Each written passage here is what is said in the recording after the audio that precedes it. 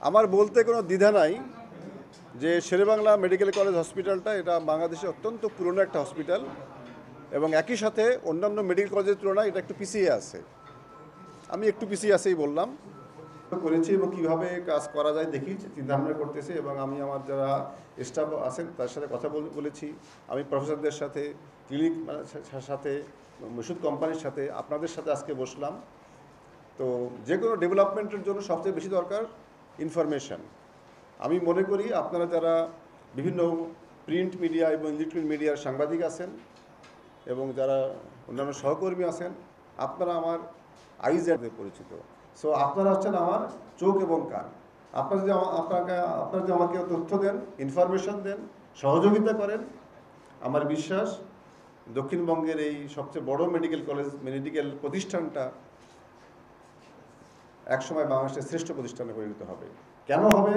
এই Sherebangla medical college থেকে বহু বিখ্যাত ডাক্তার তৈরি হয়ে গেছেন, যারা এই মুহূর্তে বাংলাদেশে তারা এক নামে সবাইকে তাদেরকে চেনে। আমাদেরকে সেটাকে ওই পর্যায়ে নিয়ে যেতে হবে। আর আমি দেখেছি বাই দিস টাইম বেশ কিছু ইকুইপমেন্টের অনেক ইকুইপমেন্টের প্রবলেম আছে, ওয়ারেন্টি আছে বাট ইকুইপমেন্ট নষ্ট হয়ে পড়ে আছে। তো এগুলো সব কিছু আমি অলরেডি ফাইল রেডি করেছি। আমি মন্ত্রণালয়ে যাব, আমি সিএমএসডিতে যাব, আমি নিমোতে যাব, যেখানে যেতে হয় আমি যাব। দরকার ঢাকাতে আমি কয়েকদিন থাকবো, আমি দেখি কতটুকু করা যায়। সরকারি অর্থের অপচয় কোনোভাবেই গ্রহণযোগ্য হবে না। জনগণের ট্যাক্সের টাকা 100% 100 পুরা করে যেতে হবে। যদি কারো ব্যবসা করতে হয়, ব্যবসা করার জায়গা আছে, আমরা প্রফিট দিয়েই তো আমরা টেন্ডার করি, তো সমস্যা কোথায়? কিন্তু পুকুর চুরি করা যাবে না।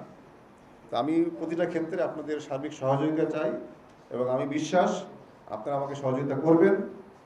এবং এই আজকের যে আপনাদেরকে আমি ডেকেছি চা চক্করের জন্য, এটা আমি ডেকেছি, আমার নিজের উদ্যোগ থেকে ডেকেছি, আমার ভিতরে তাড়না থেকে ডেকেছি।